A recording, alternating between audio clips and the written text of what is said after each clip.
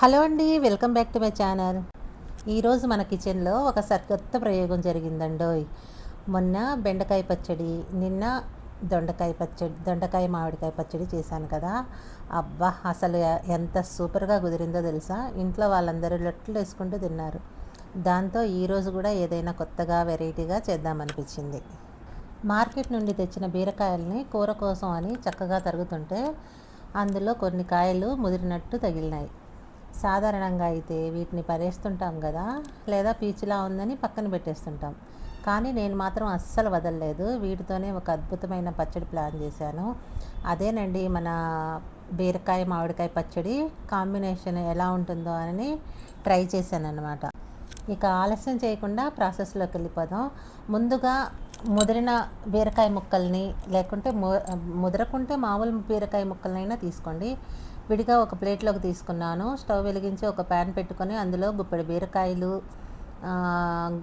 అందులో గుప్పెడు బీరకాయ ముక్కలు, దానికి సరిపడా గుప్పెడు పచ్చిమిరపకాయలు, అలాగే 4 టమాటాల ముక్కలను కోసి వేసుకున్నాను.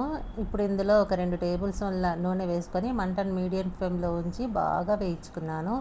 టమాటా ముక్కలు మెత్తబడి బీరకాయ పచ్చిమిర్చి పచ్చివాసన పోయేంత వరకు దోరగా వేయించుకోవాలన్నమాట. ఇవన్నీ చక్కగా వేగిపోయిన తర్వాత ఇంకా స్టవ్ బంద్ చేసేయడమే. ఇప్పుడు అసలైన ట్విస్ట్ అండి. స్టవ్ ఆఫ్ చేసిన వెంటనే ఒక పచ్చి మామిడికాయని తీసుకొని పైన తొక్క చెక్కేసి సన్నగా ముక్కలుగా తరిగి పెట్టుకున్నాను. ఈ మామిడికాయ ముక్కలను స్టవ్ ఆఫ్ చేసి వేడిగా ఉన్న అదే ప్యాన్లో వేసాను అనమాట. ఆ వేడికే మామిడికాయ ముక్కలు కొద్దిగా మగ్గుతాయి అన్నమాట. ఈ మొత్తాన్ని ఒకసారి కలుపుకొని కాసేపు పక్కన పెట్టి పూర్తిగా చల్లారనిచ్చాను. వేడి మీద మిక్సీ పెడితే పచ్చడి కలర్ మారిపోతుంది కదా, టేస్ట్ కూడా అనుకున్నట్టు రాదు. అందుకే బాగా చల్లార్చడం ముఖ్యం అన్నమాట. మిశ్రమం అంతా బాగా చల్లారిన తర్వాత వీటన్నిటిని ఒక మిక్సీ జార్లో తీసుకొని ఇప్పుడు ఇందులో రుచికి సరిపడా ఉప్పు, మంచి సువాసన కోసం కొద్దిగా తాజా కొత్తిమీర, అలాగే ఒక గుప్పెడు వలిచిన వెల్లుల్లి రబ్బలు వేసుకున్నాను. వెల్లుల్లి కొంచెం ఎక్కువ వేసుకుంటేనే పచ్చడి ఘాటు రుచి అద్భుతంగా ఉంటాయి. ఇప్పుడు ఇక మిక్సీ పట్టేటప్పుడు ఒక చిన్న చిట్కా అండి. మెత్తగా పేస్ట్లా అస్సలు చేయకూడదు. పల్స్ మోడ్లో పెట్టి కొద్దిగా బరకగా మిక్సీ పట్టుకోవాలి. మనం అన్నం తింటుంటే ఆ బీరకాయ ముక్కలు, మామిడికాయ ముక్కలు పంట కింద పడుతుండాలన్నమాట.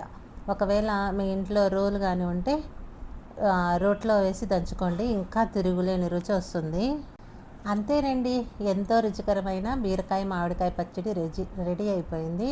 వేడి వేడి అన్నంలో కొద్దిగా నెయ్యి వేసుకొని ఈ పచ్చడి కలుపుకొని తింటుంటే అబ్బా, ఆ బిర్యానీ కూడా దీని ముందు ఎందుకు పనికిరాదనిపిస్తుంది. వంట అంతా అయిపోయాక మా వారికి వడ్డించాను.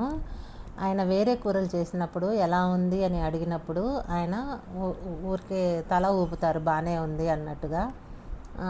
ఇంకా నాకు అంత సాటిస్ఫాక్షన్ అనిపించేది కాదు. కానీ ఈసారి ఈ పచ్చడి వేసుకొని తిన్న తర్వాత అసలు 1కి 4 సార్లు సూపర్ సూపర్ అంటూ పొగుడుతున్నారు. ఇంకా నాకైతే కొత్త రెసిపీ ఇలా సక్సెస్ అయినందుకు మనసుకు చాలా హ్యాపీగా అనిపించింది. మీరు కూడా ఈసారి ముదిరిన బీరకాయలు ఉంటే పడేయకుండా ఇలా ట్రై చేసి చూడండి. మొదటిసారిగా నా ఛానల్ని చూస్తున్నట్లయితే సబ్స్క్రైబ్ చేసుకోండి. సబ్స్క్రైబ్ చేసుకొని బెల్ ఐకాన్ని క్లిక్ చేయడం మాత్రం మర్చిపోకండి. ఈ రెసిపీ నచ్చితే లైక్ చేయండి, మీ ఫ్రెండ్స్ అందరికీ షేర్ చేయండి. ఈ ఒక్క పచ్చడి ఉంటే చాలండి, అన్నం మొత్తం తినేస్తారు. బీరకాయ, పచ్చిమిరకాయ, టమోటాల కలయికకి కాస్త మామిడికాయ పులుపు, వెల్లుల్లి ఘాటి తోడైతే ఆ రుచే వేరు. అన్నం, ఇడ్లీ, దోశల్లోకి అదిరిపోయే టేస్ట్గా ఉంటుంది. తప్పకుండా ట్రై చేయండి.